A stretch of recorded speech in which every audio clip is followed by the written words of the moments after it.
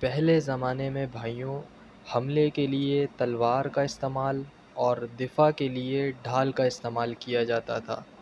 تو جنگجو لوگ جو ہوتے تھے ایک ہاتھ میں تلوار اور ایک ہاتھ میں ڈھال لیے ہوتے تھے۔ یہ بتانا ضروری تھا، آگے قصہ اسی پر نربھر ہے۔ تو اب قصے کی طرف آتا ہوں۔ جنگ خندق میں مرحب جب خندق پار کر کے آیا تو پوچھنے لگا ہے کوئی میری ٹکر کا تو آؤ۔ کوئی نہیں کھڑا ہوا، سب بیٹھ گئے۔ حضرت علی کھڑے ہوئے، یا رسول اللہ انا لہو، میں جاؤں گا یا رسول اللہ۔ تو آپ نے کہا نہیں علی بیٹھ جاؤ، تم جانتے ہو سامنے کون ہے؟ مرحب ہے، یہ عمر ہے۔ آپ ذرا اندازہ لگائیں کہ سامنے کون ہوگا کہ میرے نبی جیسی شخصیت، علی جیسی شخصیت کو جانے سے روک رہی ہے۔ تو مرحب نے پھر کہا کون ہے میرے مقابلے میں؟ پھر سب بیٹھے رہے۔ حضرت علی کھڑے ہوئے، یا رسول اللہ انا لہو، میں جاؤں گا۔ تو حضور کہنے لگے علی بیٹھ جاؤ، بڑے بڑے نہیں کھڑے ہو رہے، تم تو ابھی بچے ہو، 23 سال آپ کی عمر تھی اس وقت۔ پھر اس نے کہا کدھر ہیں تمہاری جنت کے دعوے، کدھر ہیں تمہارے وہ دعوے کہ شہید ہونے کے بعد جنت میں جائیں گے؟ کیا نہیں ہے کوئی ایسا جو جنت میں جانے کا شوقین ہو اور شہید ہونے کا شوق رکھتا ہو؟ پھر کوئی نہیں کھڑا ہوا، حضرت علی کھڑے ہوئے، یا رسول اللہ انا لہو، میں جاؤں گا۔ واہ، امام المتقین، من کنت مولاہ فعلی مولا، جس کا میں مولا ہوں علی اس کا مولا ہے۔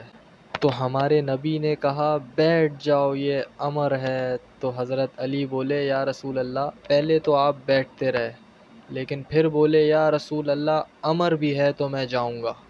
تو آپ نے کہا اچھا چل جا۔ پھر آپ نے ان کے لیے دعا کی۔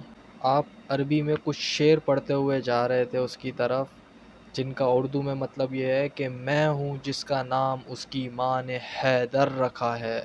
حیدر شیر کو کہتے ہیں۔ تو جب آپ پہنچے تو آپ بچے تھے اور وہ کئی 100 لڑائیاں لڑ چکا تھا۔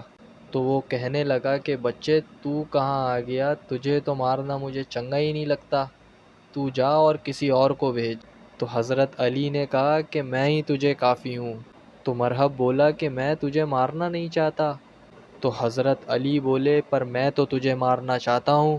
یہ سن کر اس کو غصہ چڑھ گیا، بس اتر کے اس نے آ کے جیسے ہی وار کیا، حضرت علی نے ڈھال پر روکا۔ اس نے 2-3 اور مزید وار کیے اور حضرت علی نے ڈھال پر روکے۔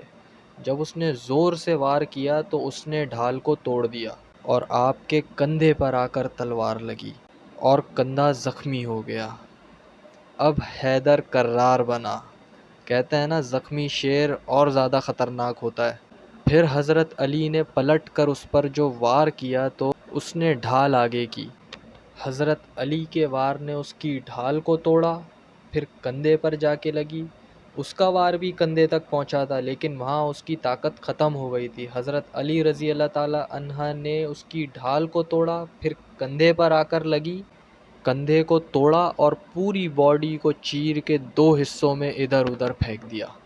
تب حضرت علی نے اس کی لاش پر پاؤں رکھ کر کہا یہ ہے پتھر کا پجاری اور میں ہوں رب محمد کا پجاری۔